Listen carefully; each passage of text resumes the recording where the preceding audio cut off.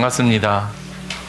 오늘 저는 설 특집으로 은혜, 하나님 사람의 선명한 기준이라는 그런 제목으로 말씀을 전하기 원합니다. 여러분 제목이 너무 좋지 않으세요? 예, 제가 정했습니다. 예, 제목이 전 너무 좋은 것 같아요. 내일부터 저희가 이제 본격적인 한국의 명절이 시작되는데 우리 설날을 맞아서 제가 먼저 여러분에게 인사를 드리겠습니다. 여러분 새해 복 많이 받으시고 새해 건강하시고 좋은 일들이 가득하기를 바랍니다. 참, 네, 고맙습니다. 저희는 명절을 이렇게 맞아서 수많은 사람들을 만나게 됩니다. 부모님을 모시고 계시는 분들이라면 아마 많은 일가 친척들이 여러분이 계시는 곳으로 이렇게 모였을 것이고, 또 반면에 그렇지 않은 경우라면 아마 이 예배가 끝나고 부모님이 계시는 시골이나 또는 서울로 이제 올라가게 되겠죠. 저희 부부도 오늘 예배가 끝나면 먼저는 저희는 인천에 계신 저희 부모님 먼저 찾아뵙고, 하룻밤 오랜만에 이제 부모님과 함께 자고, 내일 이제 산청에 가서 처가댁을 좀 방문하려고 합니다.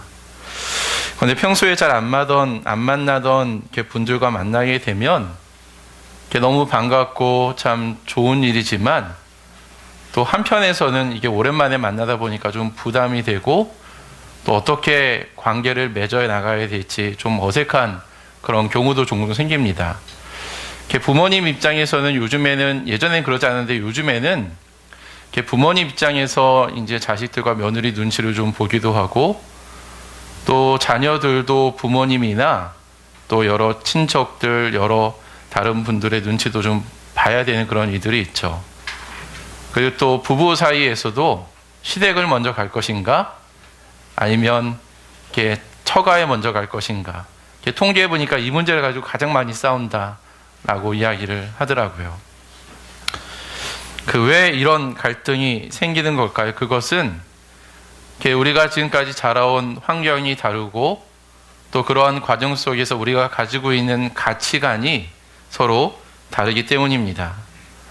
그래서 자신이 가지고 있는 어떤 가치관, 그 기준을 가지고 어떤 문제를 해결하다 보니까 가치관이나 그 기준이 맞으면은 큰 갈등이 없는데, 서로 좀 다르면 그 다름으로 인하여서 우리가 다투기도 하고 갈등이 생긴다라는 거죠.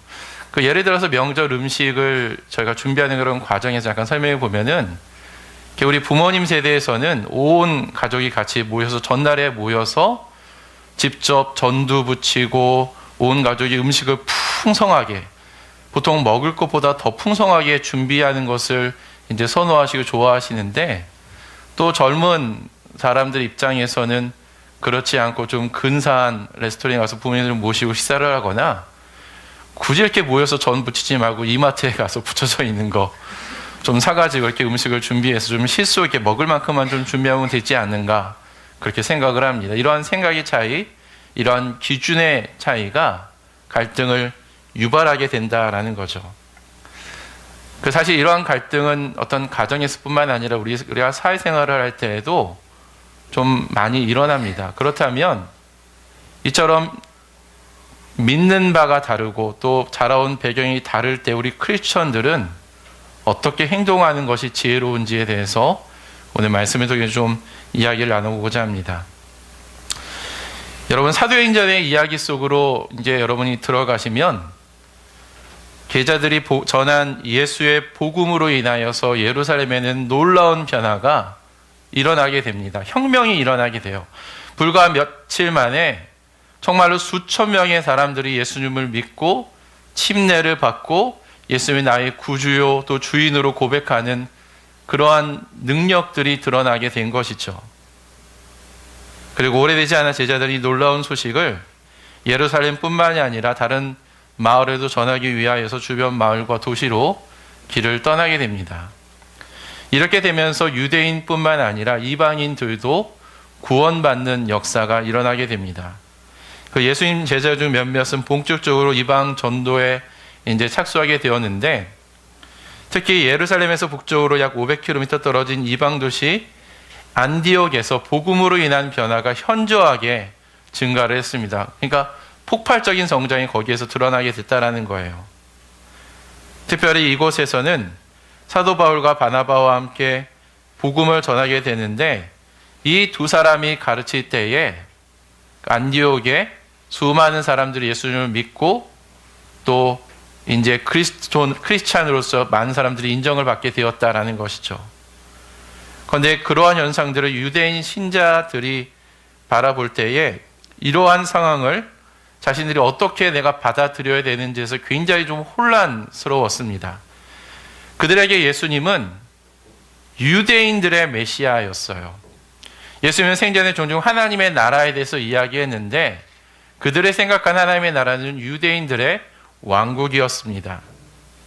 어떤 이러한 생각을 갖고 이러한 전통, 이러한 선입관들이 몸에 가득 배어 있는데, 유대인뿐만 아니라 이방인들이 예수님을 믿고 자신들의 나라의 왕국에 들어오는 거예요. 그래서 이방인 신자들을 자신들을 어떻게 대해야 될지 유대인 배경의 크리스찬들이 굉장히 좀 혼란스러워했습니다. 이런 상황에서 유대인 신자 중 몇몇은 자신들이 해왔던 여러 전통처럼 이방인 신자들도 모세의 율법대로 할례를 받아야지만이 구원을 받을 수 있다라는 주장을 합니다. 자기들이 이렇게 해왔으니까 너희들도 구원의 은혜를 누리려면 우리처럼 할례를 받아야 된다라고 주장한 것이죠. 우리 사도행전 15장 1절 말씀 한번 보시고 같이 한번 읽겠습니다. 함께 읽습니다. 시작. 몇몇 사람이 유대에서 내려와서 이렇게 신도들을 가르쳤다. 여러분이 모세의 관례대로 할례를 받지 않으면 구원을 얻을 수 없습니다. 여러분, 할례는 오늘날의 일종의 포경수술과 같은 것이다라고 생각을 합니다.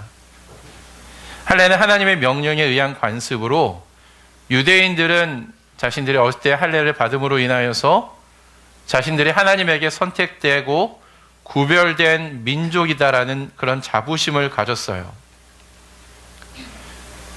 우리가 생각할 때 할례가 뭐 그렇게 대단한 것인가라고 생각할지 모르겠지만, 그러나 할례를 받아야 된다라는 주장은 그렇게 간단한 문제는 아니었습니다.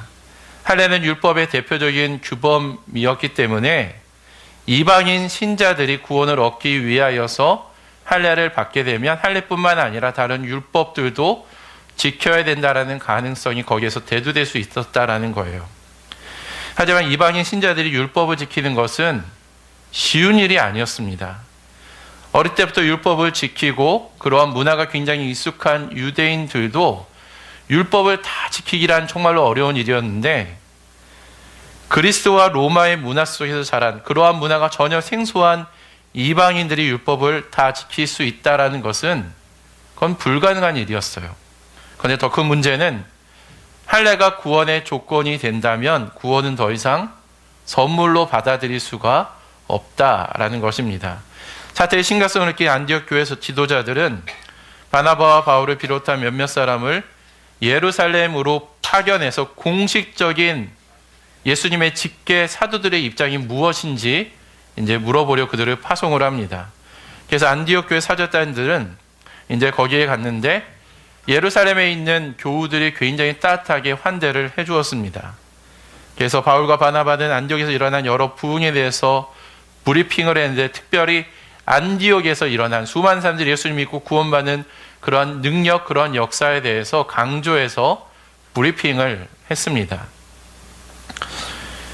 브리핑이 끝나자 그 말을 듣던 몇몇 바리새인들이 일어나서 드디어 자신들의 입장을 밝힙니다. 우리 사도행전 15장 5절 말씀 같이 한번 또 있습니다. 시작. 그런데 바리새파에 속하였다가 신도가 된 사람 몇이 일어나서 이방 사람들에게도 할례를 행하고 모세의 율법을 지키도록 명하여 합니다 하고 말하였다. 여러분, 사도행전 15장 5절 3반절에 보시면 이 본문이 뭐를 말하고 있냐면, 이렇게 말하는 사람이 바리새파에 속하였다가 신도가 된 사람이다라고 이야기합니다. 그러니까 바리새파 사람인데 후에 예수님을 믿게 된 사람들이었다는 거예요. 이들은 지금까지 자기가 평생 동안 지켜왔던 소중한 이 할례라는 전통을 포기할 수 없었던 것입니다. 오랜 논쟁 끝에 베드로가 일어나서 이방인 전도에 대한 자신의 경험담, 자신들이 경험해 왔던 것들을 이야기합니다. 하나님이 자신을 통해서 이방인들에게 복음을 전하게 하시고 하나님께서 우리에게 주신 것과 동일한 성령을 그들에게도 주셨으며 하나님이 이방인들에게 우리와 똑같은 방식으로 그들을 대했다면 유대인이나 이방인이나 차별이 없다라고 했습니다. 그리고 베드로는 말을 하기를 유대인들도 다 지키지 못하는 그런 율법의 그 무거운 멍에를 이방인에게까지 지우게 하는 것은 잘못된 것이다 라는 그런 말을 합니다. 그리고 이렇게 결론을 내리죠. 사도행 15장 12절입니다. 같이 한번 읽습니다. 시작. 우리가 주 예수의 은혜로 구원을 얻고 그들도 꼭 마찬가지로 주 예수의 은혜로 구원을 얻는다고 우리는 믿습니다. 우리가 은혜로 우리의 행위가 아니라 어떤 조건이 아니라 전체 하나님의 은혜로 우리가 구원을 받았다면 이방인들도 은혜로 말미암아 구원을 받는다라는 것을 우리가 믿어야 된다라는 것이죠. 베드로의 이 말이 끝나자 깊은 침묵이 흘렀습니다.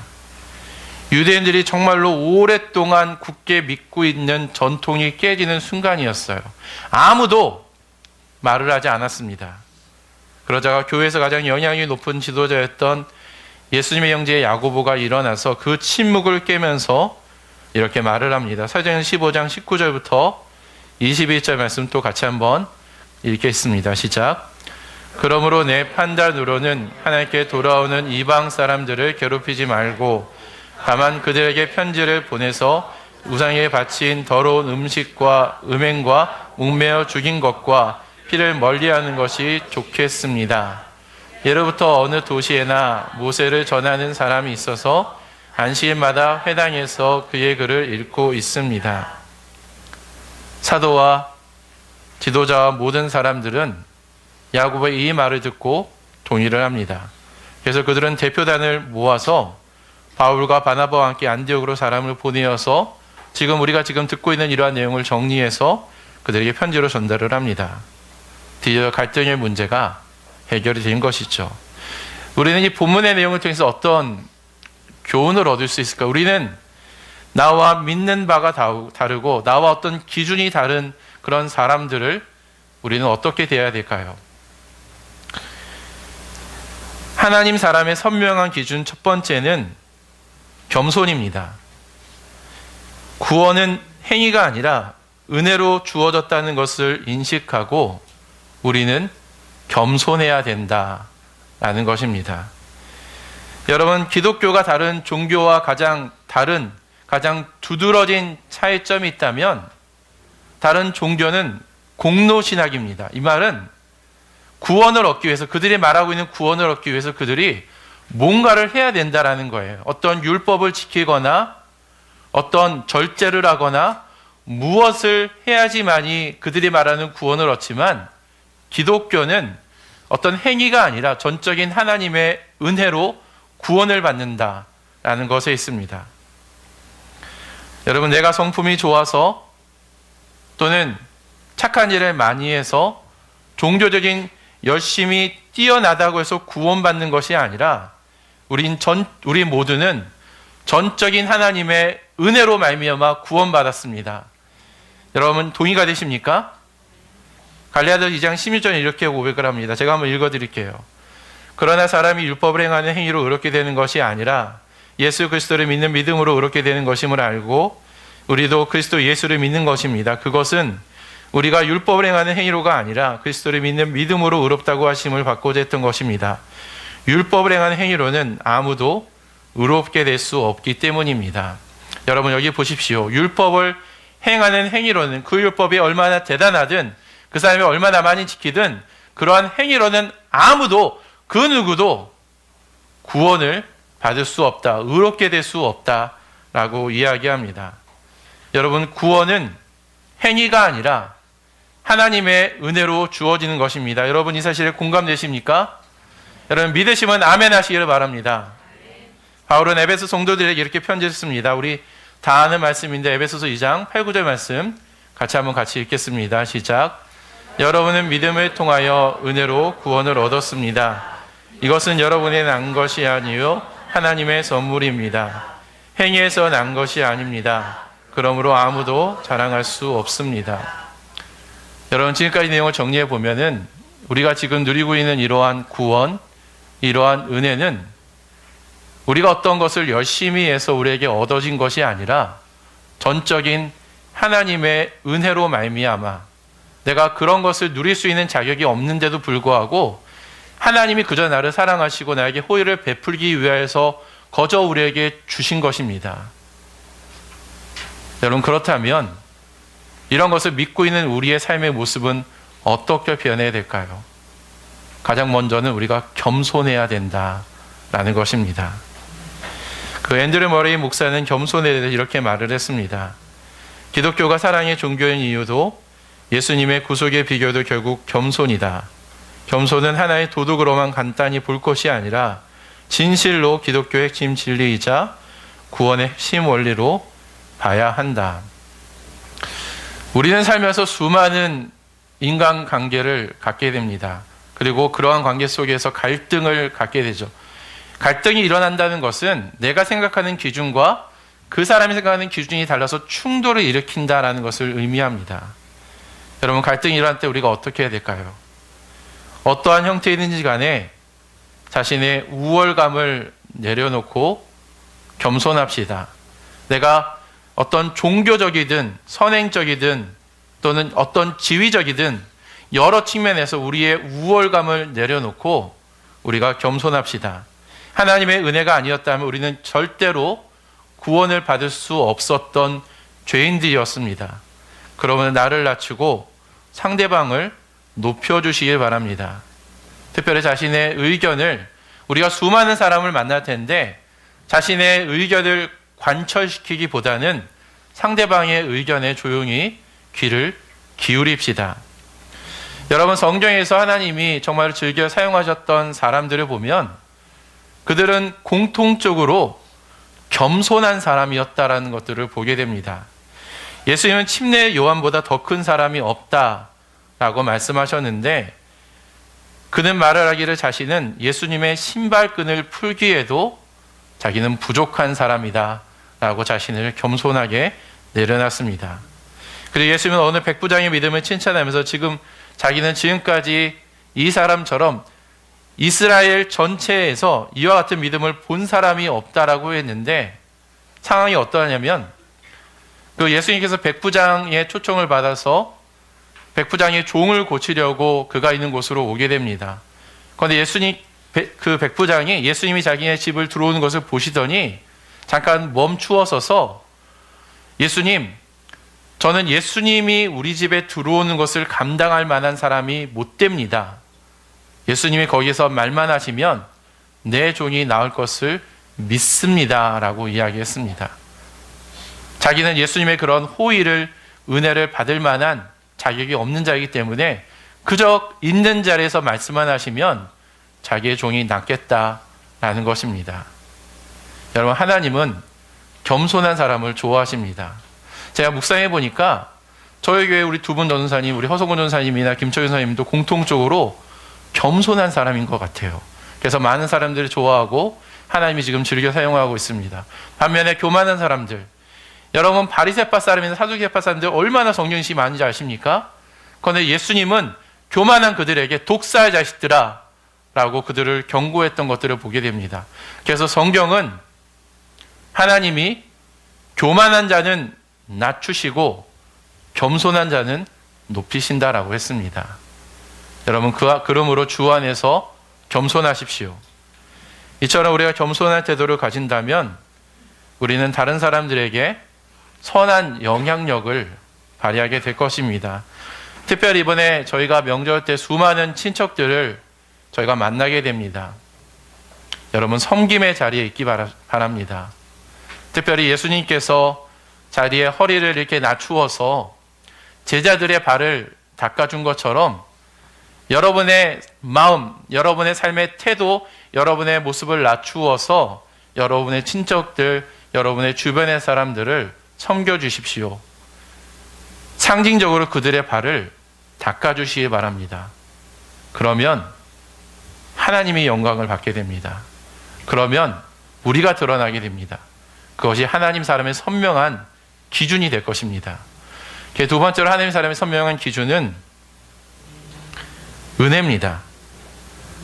우리가 하나님께 은혜를 받았다면 우리가 다른 사람을 대할 때 또한 우리가 은혜롭게 대해야 된다는 거예요. 오늘 본문에 등장하는 바울, 바나바 그리고 베드로는 모두 은혜로 구원을 받은 사람입니다. 만약 은혜가 아니었다면 여러분 그들조차도 결코 구원을 받지 못했을 것입니다. 여러분 바울을 보세요. 그는 예수 믿기 전에 예수님을 핍박했던 자였습니다. 그 때문에 많은 사람이 감옥에 갇히게 되었고 스데반 집사가 돌에 맞아 순교할 때에도 바울이 바로 그 현장에 있었어요. 그런 그가 어떻게 예수님의 제자가 될 수 있었겠습니까? 은혜가 아니면 설명이 안 됩니다. 여러분 베드로를 보세요. 베드로는 어부였습니다. 그런데 예수님께서 그런 그를 부르시고 그것도 예수님의 수제자, 으뜸 가는 제자의 자리에 그를 앉혀줬습니다. 말 그대로 파격 인사였죠.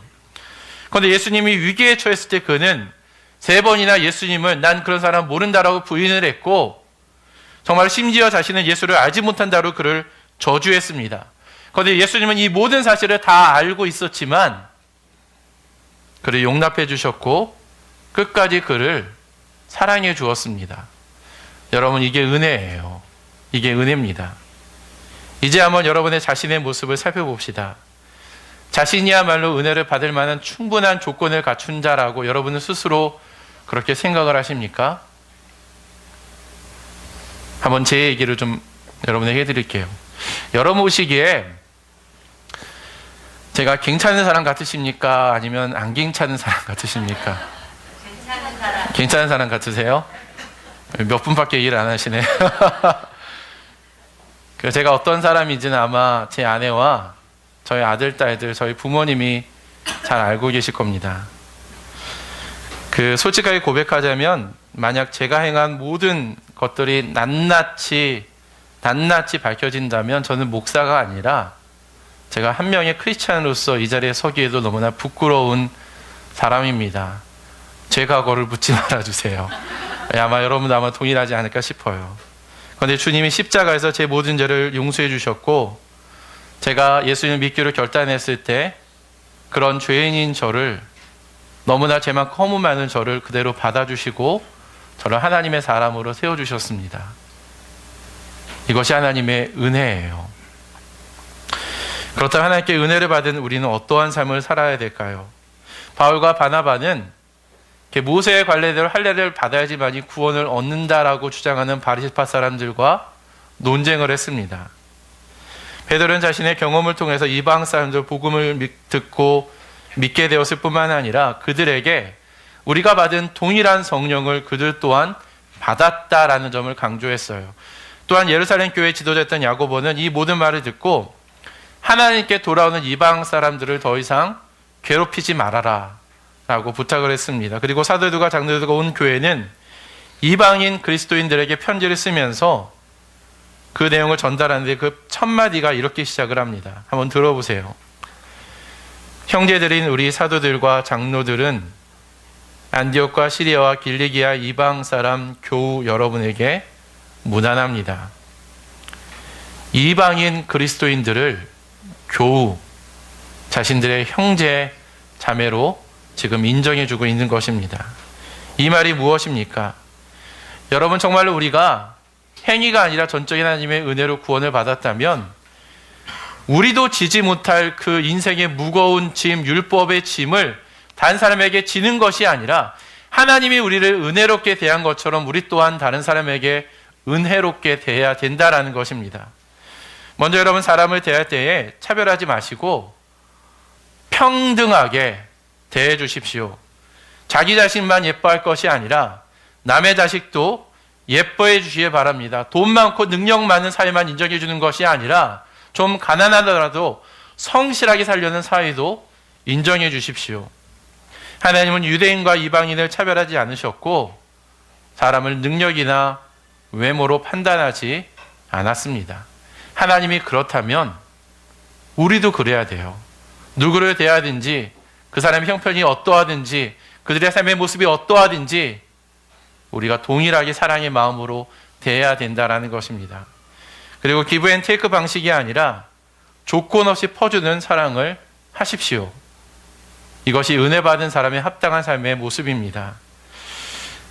여기 시어머님들이 많이 계시는데 혹시 며느리가 그동안 섭섭하게 대했습니까? 그러세요? 이번에 그 며느리가 오거든 그 며느리가 감동할 만큼 사랑을 베풀어 주시기를 바랍니다. 여기 며느리들이 참 많으신데 시어머니께서 혹시 다른 며느리와 여러분을 차별하십니까?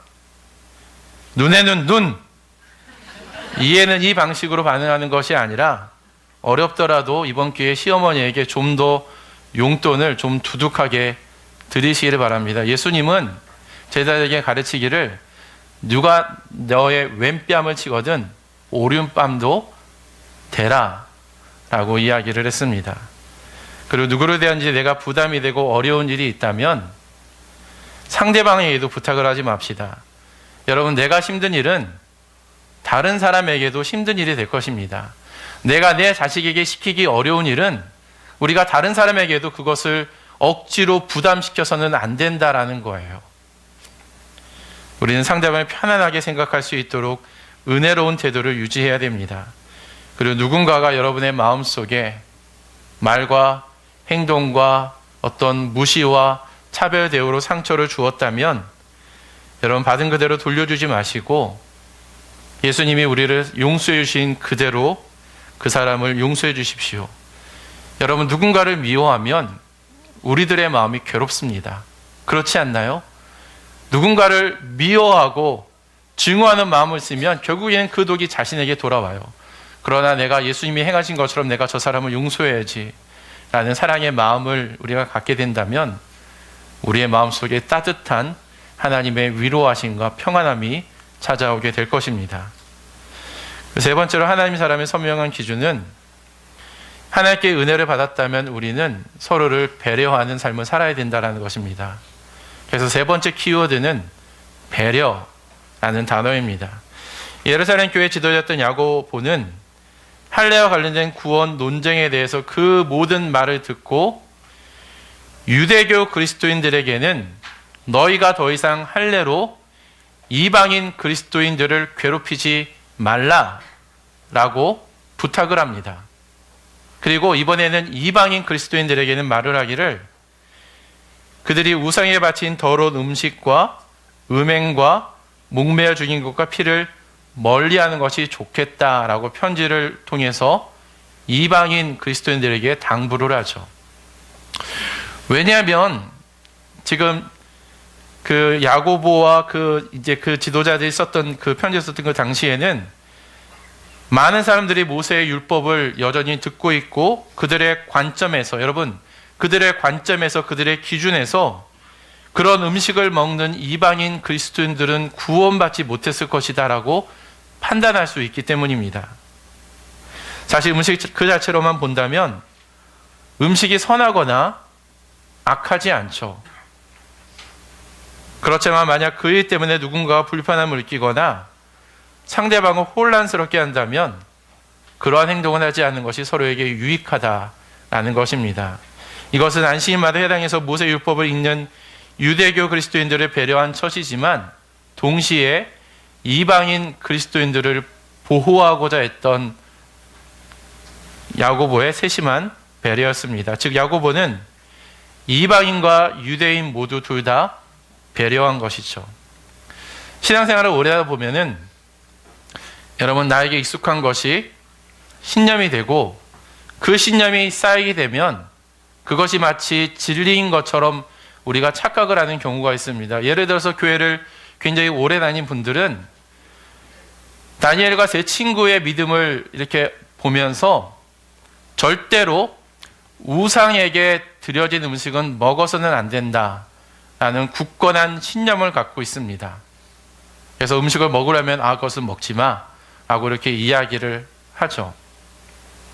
반면에 또 교회 다니고 믿음이 좋은 어떤 분들은 모든 음식은 속한 것이 없기 때문에 먹어도 된다라고 주장하는 분들이 있습니다. 여러분 누구의 말이 옳을까요? 바울은 로마서 14장에서 이것을 명쾌하게 설명을 했습니다. 로마서 14장 14절부터 15절 우리 같이 한번 읽어볼까요? 같이 한번 읽습니다. 시작. 내가 주 예수 안에서 알고 또 확신하는 것은 이것입니다. 무엇이든지 그 자체로 부정한 것은 없고 다만 부정하다고 여기는 그 사람에게는 부정한 것입니다. 그대가 음식 문제로 형제 자매의 마음을 상하게 하면 그것은 이미 사람을 산 것입니다. 음식 문제로 그 사람을 망하게 하지 마십시오. 그리스도께서 그 사람을 위하여 죽으셨습니다. 여러분, 제사 음식을 먹는 것은 그 자체가 죄는 아닙니다. 그러나 누군가가 그 모습을 보고 시축하거나 마음을 상한다라면 개인적으로는 먹어도 되지만 그 사람을 위해서는 그 음식을 먹지 않는 것이 지혜로운 태도일 것입니다. 여러분, 제가 퀴즈 하나 내볼게요. 한번 맞춰보세요. 설 명절이 되면 이것 때문에 우리 아이들은 굉장히 환호성을 지르며 기뻐하지만 어른들은 좀 부담이 됩니다. 이게 뭐죠? 세뱃돈입니다. 세뱃돈을 받는 우리 자녀들이 얼마나 기쁠까요? 막 환호성을 지르며 내가 얼마를 받았다 이제 그런 것들을 좋아하죠. 그러나 부모님들은 좀 부담이 될 것입니다. 그러면 여러분, 세뱃돈을 얼마를 주면 적정한 기준일까요? 여러분은 세뱃돈을 얼마나 주십니까?